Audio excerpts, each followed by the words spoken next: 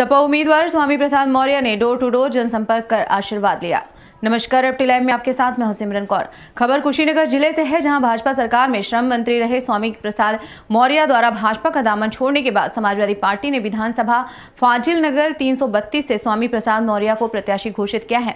स्वामी प्रसाद मौर्य अपने समर्थकों के साथ पूरे फाजिल नगर विधानसभा में डोर टू डोर जनसंपर्क कर जनता का आशीर्वाद ले रहे हैं।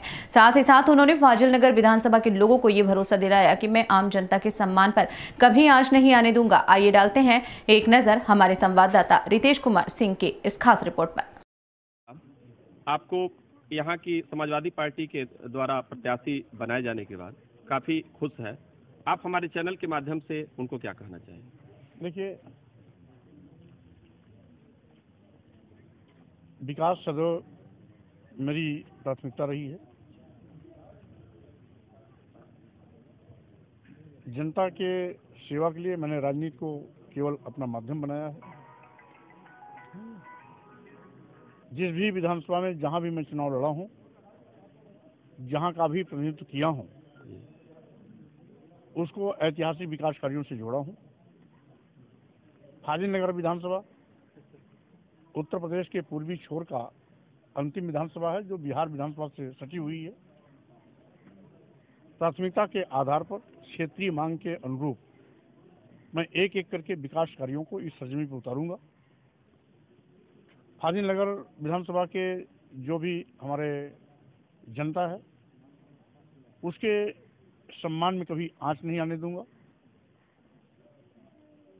लोकतंत्र में जनता ही सबसे बड़ी ताकत होती है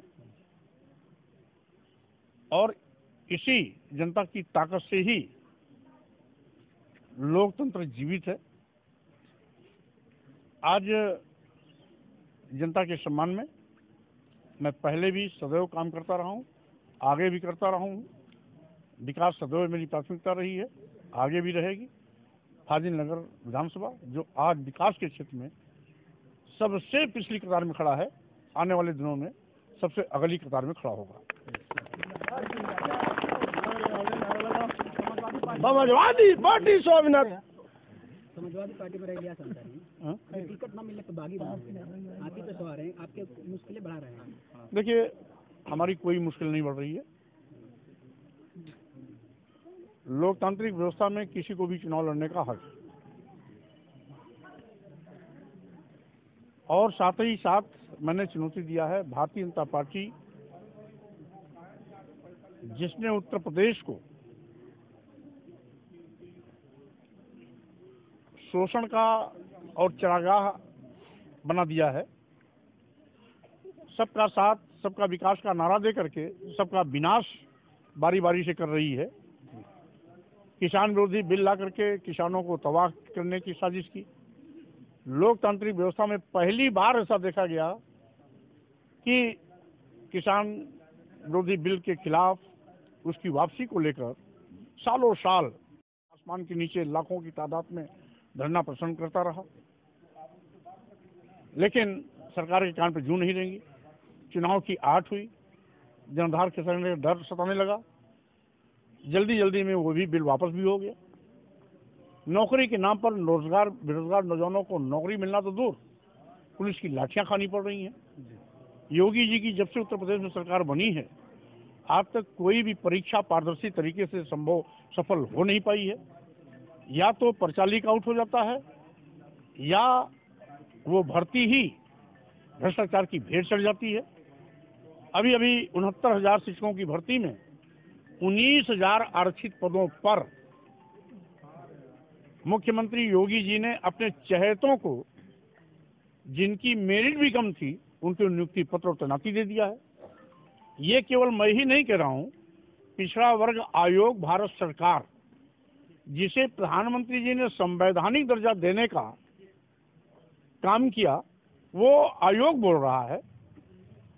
और साथ ही साथ आज बिना किसी विज्ञापन के, बिना किसी आवेदन पत्र मांगे, एक लाइन का कैबिनेट में प्रस्ताव लाकर कि चूंकि अनुसूचित जात, अनुसूचित जनजात, पिछड़े वर्ग के अभ्यर्थी उपलब्ध नहीं, इसलिए इनकी जगह को सामान्य वर्ग से भर लिया जाए। मैंने कड़ा विरोध किया। मुख्यमंत्री ने भी मेरे विरोध का साथ देते हुए अपर मुख्यमंत्री को डांट पिलाई, लेकिन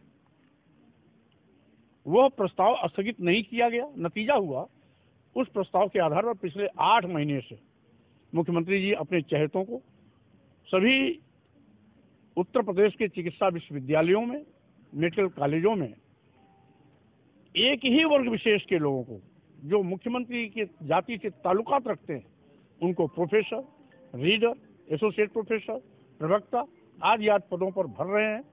पीजीआई जैसे उच्च शिक्षा संस्थान में बैकलॉग भर्ती के माध्यम पर अपने चहेतों को भर रहे हैं, जबकि बैकलॉग भर्ती संवैधानिक व्यवस्था के अनुसार आरक्षित पदों को भरने के लिए किया जाता है। ये सामान्य वर्ग के लोगों की भर्ती के लिए बैकलॉग भर्ती कर रहे हैं। भारतीय संविधान द्वारा दिया गया आरक्षण को अजगर की तरह निगल रहे हैं, दलित और पिछड़ा विरोधी काम कर रहे हैं। वहीं पर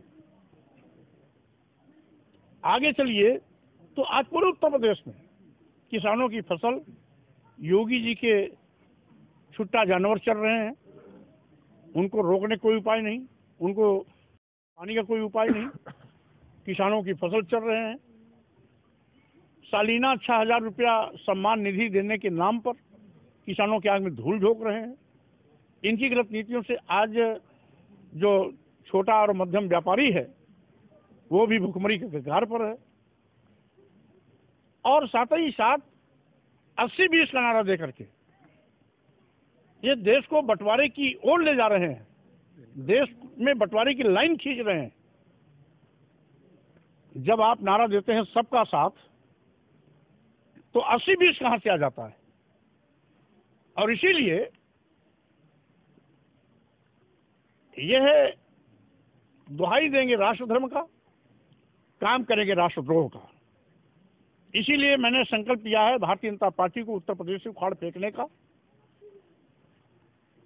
और मंत्रिमंडल से इस्तीफा देकर के समाजवादी पार्टी में सम्मिलित होकर के मैं अपने संकल्प को पूरा करने के लिए पूरे प्रदेश का दौरा भी कर रहा हूं।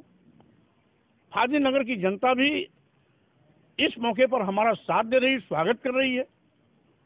स्वाभाविक रूप से हमारी लड़ाई और आसान हो जाएगी कि हमें ज्यादा फाजिलनगर में घूमना नहीं पड़ेगा। मैं जो समय यहाँ देना है उसे मैं प्रदेश के दौरे में लगाऊंगा और भारतीय जनता पार्टी 10 मार्च को परिणाम आएगा तो योगी जी ने जो पाप किया है उनको पाप के प्रायश्चित के लिए फिर से वनवास जाना पड़ेगा, सरकार से बाहर जाना होगा। समाजवादी पार्टी की सरकार बनेगी, उसके गठबंधन की सरकार बनेगी और साथ ही साथ फिर से उत्तर प्रदेश में भाईचारे का समाज स्थापित कर विकास को घर घर और जन जन तक पहुंचाने का काम किया जाएगा।